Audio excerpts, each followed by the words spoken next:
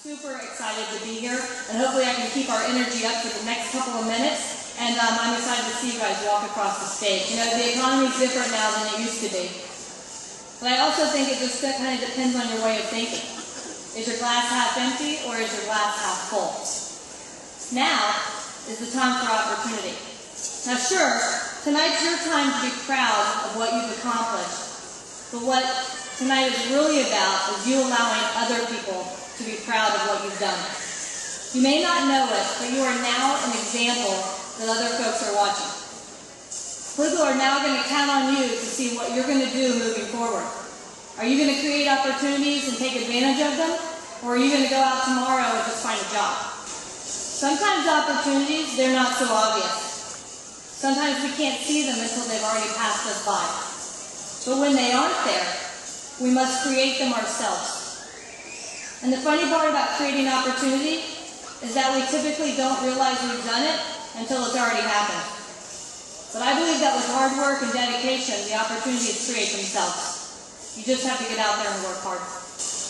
You know, whether you're successful or unsuccessful, we all have to create opportunities for ourselves. Now, my mother was 14 years old when she got pregnant with me.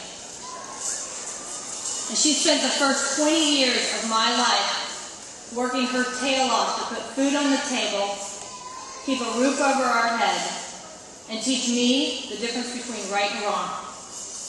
Our life was not perfect. It wasn't easy.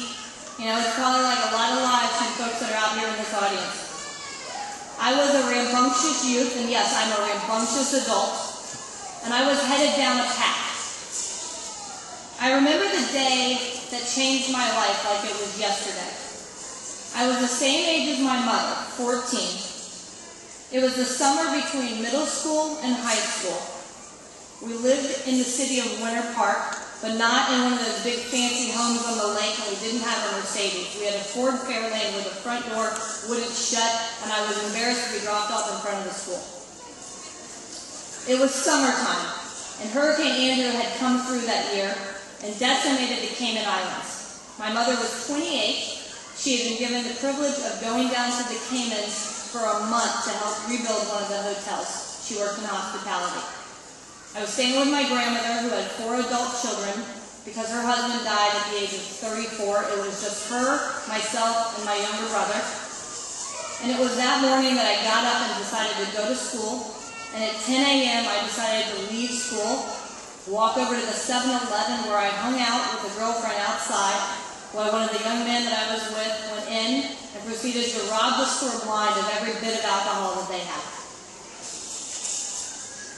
I remember it very clearly because I woke up after being passed out in one of the front lawns of one of those big houses in Winter Park. And the paramedics were standing over top of me, checking my vitals and putting me into an ambulance. That was a day that changed my life. My mother was on the next plane back to Orlando, and she used that opportunity as a chance to get us out of town. We went from Winter Park out to East Orange County, and now my life has turned out completely different because she took advantage of that. For many of us, we are who we are because we faced adversity and we overcame it.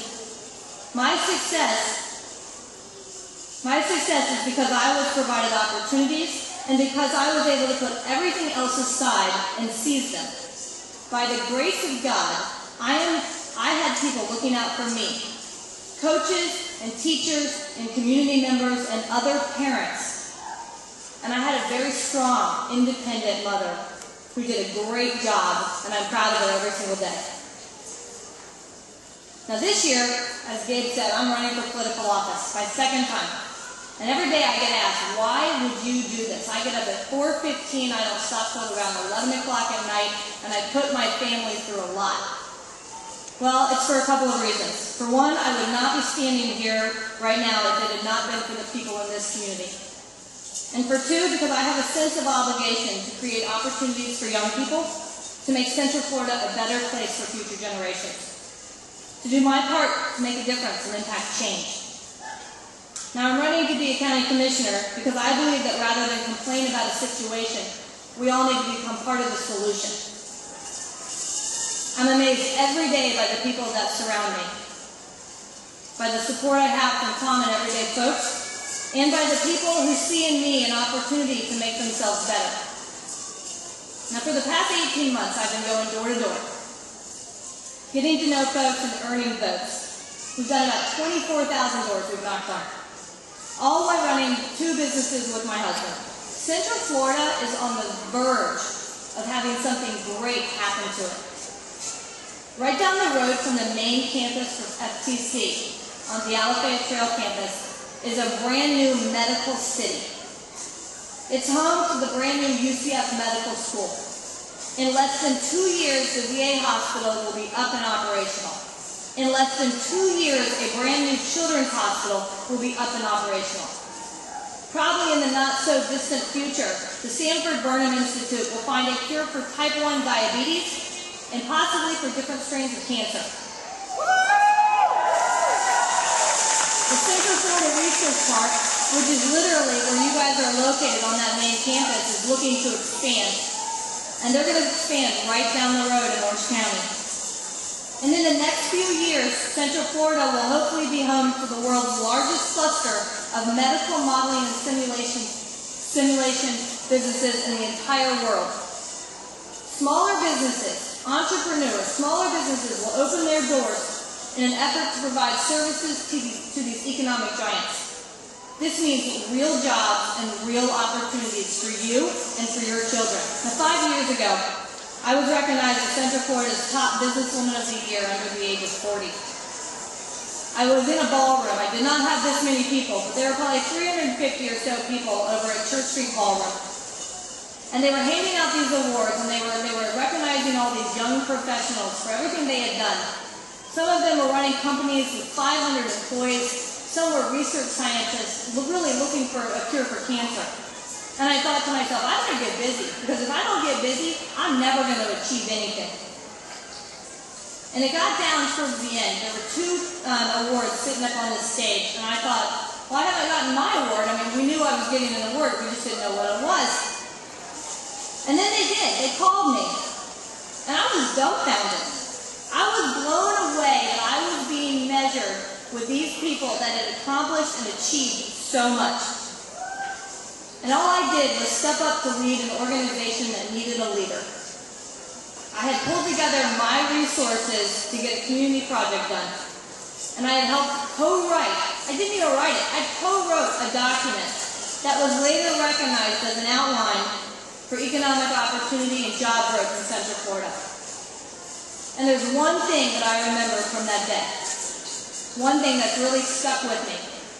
As I walked across the stage, they said, Jennifer, it is not about what you've already done. It's about what you're going to do. Graduates, this applies to you. Celebrate tonight, but start fresh tomorrow.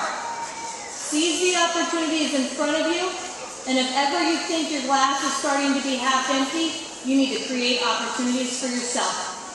Congratulations, good luck, and Godspeed. That was great, Jennifer. In honor of our keynote speaker, Jennifer Thompson, I'd like to present this check for $500 to the Cherokee School.